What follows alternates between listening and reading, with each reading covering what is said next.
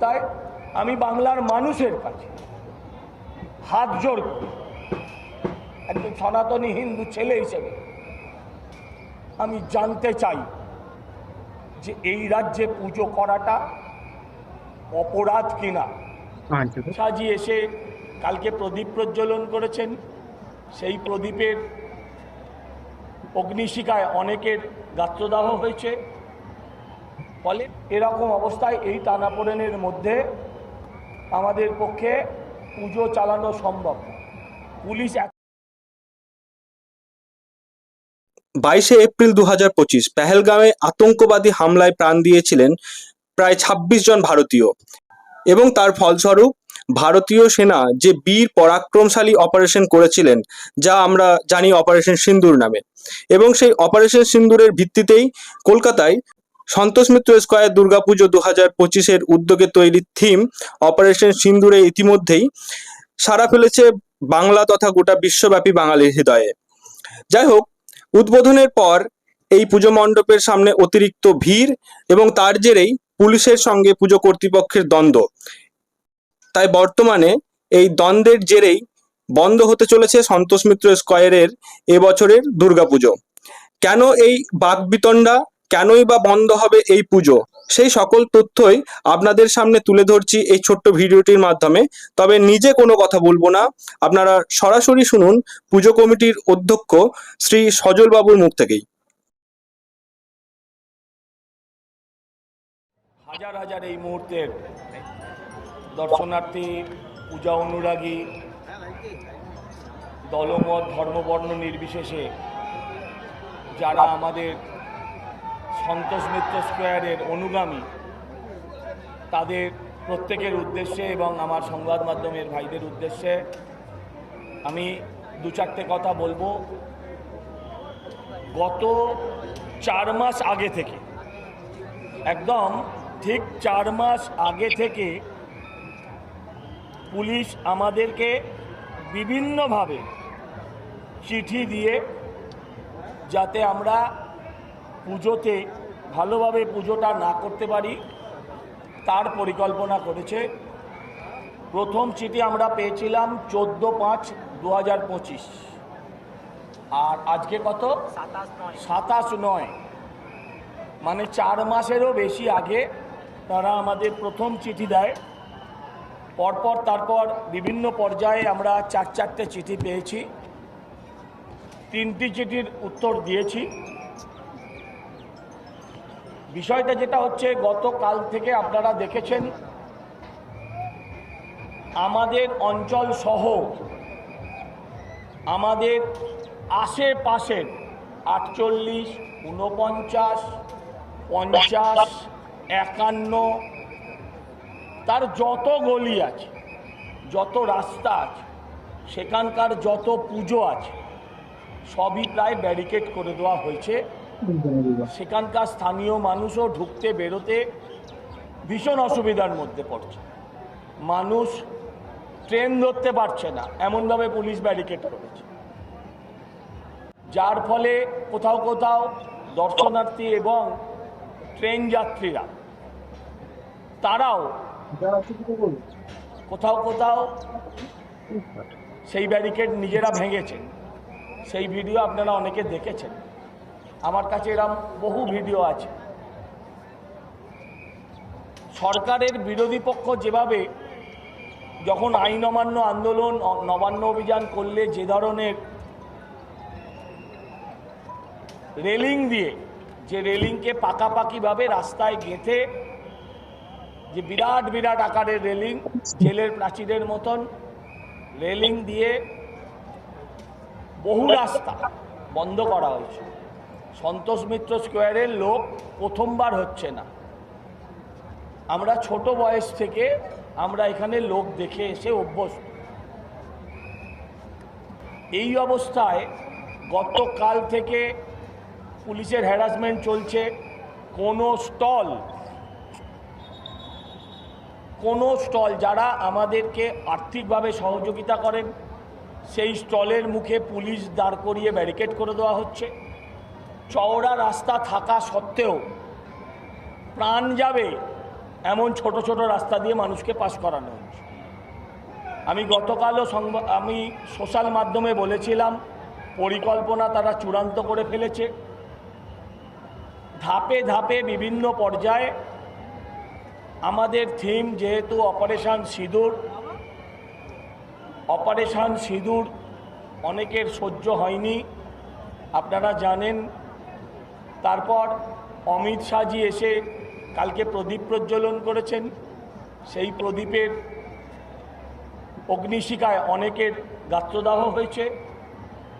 ফলে কাল থেকে আমরা অসহযোগিতা নয়, একটা চক্রান্তের গন্ধ পাচ্ছি। আজকে আমরা সকাল থেকে দেখেছি যে মাঠ রেলিং দিয়ে ঘিরে দেওয়া হয়েছিল মাঠের ভেতরে, এবং মানুষের চলার পথকে সংকুচিত করা হয়েছে, যেগুলো আমরা এসে আবার সরিয়ে দিই। তার ভিডিও প্রমাণ আছে আমাদের কাছে। আমাদের যারা এই অপারেশন সিঁদুরের প্রজেকশন দেখাচ্ছে তাদের কাছে চিঠি দিয়ে পুলিশ তাদের লাইসেন্স জানতে চেয়েছে, তাদের সঙ্গে আমাদের কি চুক্তি হয়েছে, মানে কত টাকার চুক্তি হয়েছে সেটা জানতে চেয়েছে। পুলিশ তাদের জিএসটি ডিটেলস চেয়েছে। আমি জানি না এগুলো পুলিশের এখতিয়ারে আছে কি না। আর আমরা সমস্ত কাগজ জমা দিয়েছিলাম বলেই পুলিশ আমাদের ফাইনাল পারমিশন দিয়েছে। আমাকে ব্যক্তিগতভাবে ওভার টেলিফোন জানিয়েছেন চালাতে দেব না, নয় চালানো যাবে না। দুটো কথার কি অর্থ হয় আমি জানি না, আপনারা বুঝুন। এই অবস্থায় আমরা যেটা সিদ্ধান্ত নিচ্ছি, আমি ধন্যবাদ জানাই আমার পাড়ার সমস্ত মা বোনেরা এসে উপস্থিত হয়েছেন, তারা আমাদের পাশে দাঁড়িয়েছেন। এবং প্রত্যেক বছর 21 সালের পর থেকে প্রত্যেক বছর এটা আমাদের কাছে একটা নিয়ম হয়ে দাঁড়িয়েছে যে প্রতি বছরই পুজোকে কেন্দ্র করে পুলিশি অসভ্যতা, আমি অসহযোগিতার কথা বলছি, আমাদেরকে ফেস করতে হয়েছে। যদি এরকম চলতে থাকে আমি আপনাদের কাছে আবেদন করব, ধর্ম যার যার, ধর্ম তো আমার, উৎসব সবার।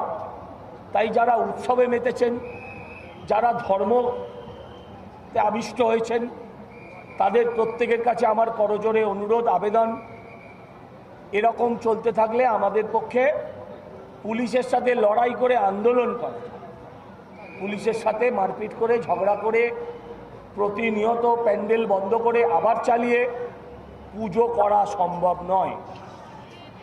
আমি বারবার বলেছি যে আপনারা আমাদের চিঠি দিয়ে দিন, আমরা বন্ধ করে দেব। তারা বলেছে আমরা এখন চিঠি দেব না, কিন্তু তোমরা চালানো যাবে না, চালাতে দেব না, না চালানো যাবে না। দুটো কথার কি মানে হয় সেটা আমি জানি না। তো আমার যেটা বক্তব্য যে দেখুন, আপনারা আমাদেরকে সহযোগিতা করুন, আপনারা আমাদের পাশে থাকুন। দীর্ঘদিন 90 বছরের পুজো এটা। আমরা যারা সনাতনে বিশ্বাস করি, অনেকে নবরাত্রির উপোস করে আছেন, অনেকে আগামী কাল পরশু থেকে উপোস করা শুরু করবেন।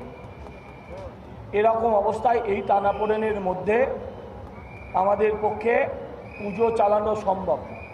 পুলিশ এতটা ভিন্ডিক্টিভ যে সিভিক ভলেন্টিয়ার তারা প্রত্যেক বছর নেয়।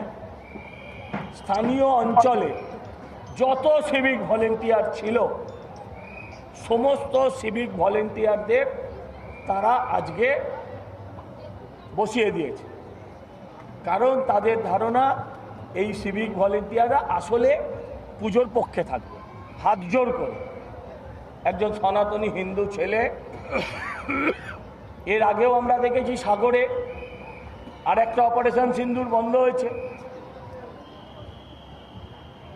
পুলিশ এটাকেও বন্ধ করার সমস্ত পরিকল্পনা করেছে, শুধু নয় যাতে একটা দুর্ঘটনা ঘটে যায় এবং তারপর পুজো কমিটিকে কালিমালিপ্ত করা যায় বা দোষী সাব্যস্ত করা যায়, তার পরিকল্পনা ছক পুরো কষে রেখেছে।